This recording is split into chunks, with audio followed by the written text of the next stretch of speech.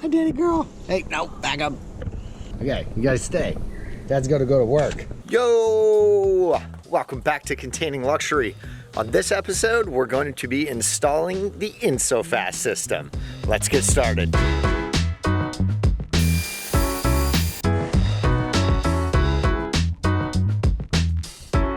Man, dude, I should have maybe done my hair or something. Before we get started on to installing all of the stuff that you see behind me, just remember this is a giveaway container. So once we're finished with the construction of this, we hope to give it away. But in order to do that, we need all of the support from everyone watching our channel. So there's a link in the description. We're trying to hit a $20,000 goal, and then we can give this thing away to one of our lucky subscribers. So with that being said, let's get started. So we're gonna walk through real quick what we did with this Insofast system. So after we got it all unloaded, okay, we got the Insofast here. Boom! Let's get it offloaded.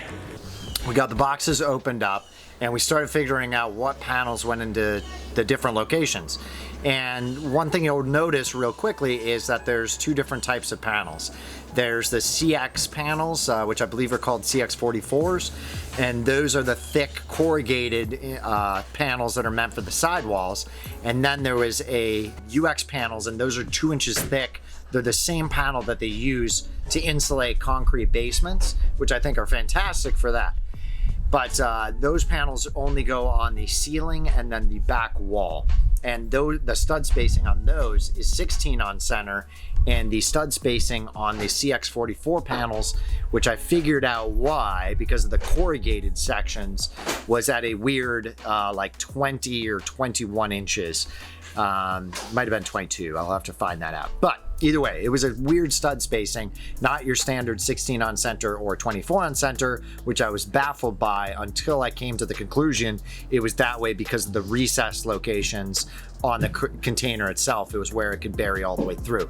So once we got into installing the system, we did watch a couple of the Insofast instructional videos. There was also instructions included in the kit, but I had done enough research about Insofast, I kind of already knew exactly where you apply the adhesive. So I had applied a nice heavy bead all the way up each of the studs on the backs, only on the studs, and then I ran horizontally across the panel the long way in 3 sections, some additional adhesive.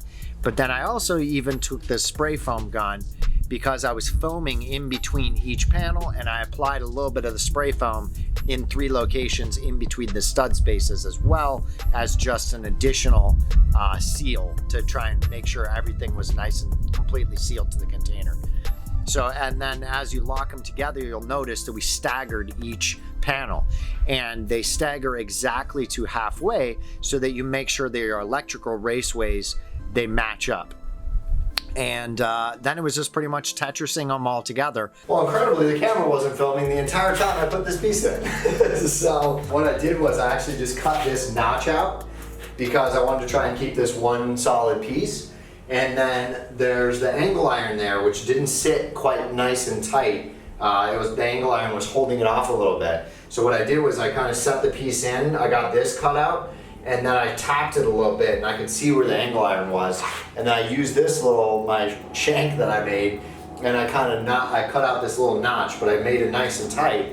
And then I spray foamed behind this fin on our angle iron all the way around, and then I even spray foamed in between and set this panel in, so everything is super tight. And it turned out pretty nice. But now I'm really getting the hang of it. It wasn't that quick in the beginning. And I think for a do-it-yourselfer, this is probably easier than the alternative. But if you're like a contractor, you're probably gonna be like me and at first be like, I don't know if this is any faster. But now as I'm getting a couple of panels in, I'm starting to kind of pick up the swing of things and figure out what tools are the quickest for me. So I set up a table saw, a jigsaw, and then my crazy metal Sawzall blade with electrical tape that I made for my I call it my Insofast shank. This thing is working amazing for all these little tricky cuts I'm kind of going through and doing. So yeah, now that should fit a little bit better. Nice and tight. And then just to ensure it's really nicely sealed, foam behind here. in. I'm gonna foam in this groove just to make sure it's good.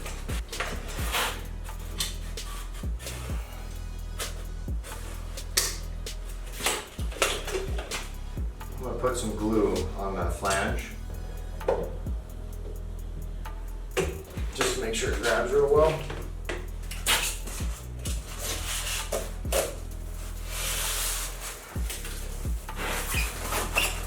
That's good.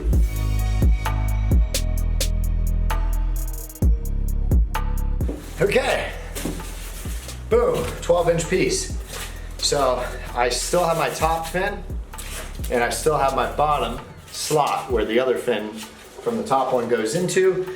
And since this one is this way, I still have my groove here. So this is my factory edge, factory edge, factory edge, and I made my cut here. There we go. Now, I got it in there. So I'll actually apply a little bit of adhesive, I think, here and kind of slide it into place. And then this foam actually holds it pretty well as well.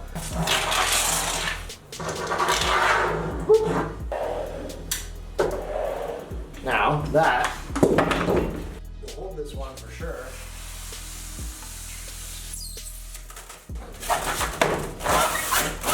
Booyah!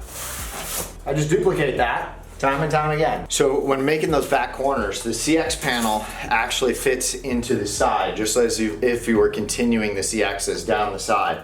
But then that leaves a little 2-inch strip on the inside of the corner.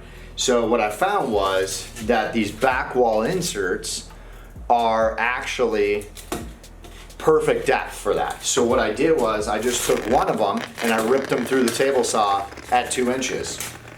So that ended up making my little blocks that I spray foam and then stick in, and it makes it perfect 90-degree corner. So between just this quick thing, ripping it through the table saw, and the CX panel, which I can use just anywhere as long as I cut the fins off, then I'm eliminating waste almost altogether. Like I have almost no waste through this so far. So anything I had to cut off, I'm reusing all those little pieces. So it's coming together pretty well, but that's a good little trick for those corners. It actually made it really fast. When I got to the ceiling portion of the build, it was a little bit more complicated. I did watch, Insofast's instructional video on it where they insulated it in 12 minutes. I realized real quick they had every single piece cut already, and they probably have a lot of experience doing this. So for me, it was not even close to 12 minutes. I pre-cut my panels and I kind of adjusted things. First I cut my first ones, I put them in, wedged them in. They didn't want to lock together. It was kind of a battle. So then I gave myself a little bit more room, cut the next ones a little bit smaller, put those in, and it was still a nightmare trying to get them in, especially by myself, and I'm not 6'5" like the guy in the video. So I had to use a ladder, which I'm trying to do, foam all the panels by myself, trying to get them and slide them in. It was not easy. It was pretty messy. I got foam, I have glue, so it was a little bit of a process. But once I kind of started getting a system to it, I was getting pretty much to the end.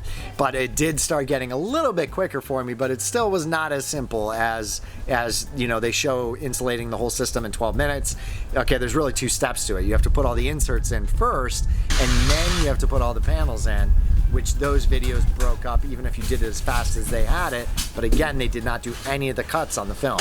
So really, it was like a 2-hour process, to be real, of gluing and inserting all the ceiling panels, which is still not a bad amount of time. It's only 20 feet. If this was your first time doing, regular framing, it might have taken you that long as well. And then you'd have to get the spray foam company to come in.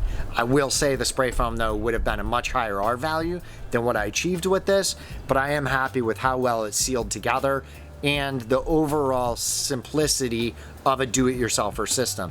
I think that, for most of the installation and framing process, it was relatively easy. It was a little frustrating from a contractor standpoint, but for a do-it-yourselfer, this would be, I think, probably the easiest way you could do it.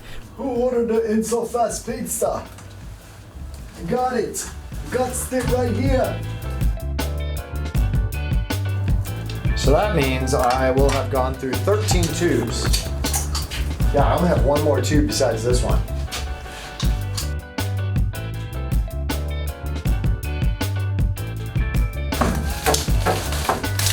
You're pumping it out. I don't know what that was. That thing? Okay. For a contractor, it's frustrating only because of the learning curve. We already are set in our ways. So I was immediately being like, oh, I could do this 1,000 times faster not using this. You know, and as I got a little further in, I was like, okay, you know, maybe if I was doing a bunch of them, I could, you know, I'd probably have a system in place. I'd know what tools I'm setting up and where, and how much glue I need and how much foam I need. And so there's definitely that learning curve time. And then I was really battling it once I started getting into the electrical phases. But again, I started figuring out ways that it started going a little bit faster. But we'll cover on that once we get to our electrical video. So that's pretty much it for the installation and how it kind of went along. And you kind of see in the video how we applied that adhesive, what adhesive we're using, and what foam we were using, all that kind of stuff. So we'll have links to all the stuff that we used, which you can purchase at Home Depot or Amazon.com.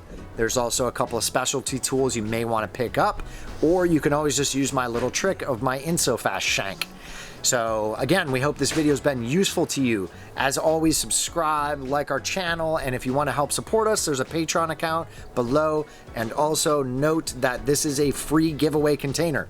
So if you want to see this container be given away, help us reach that $20,000 goal with the GoFundMe link in the description, and we'll catch you guys all in the next one. Containing Luxury out.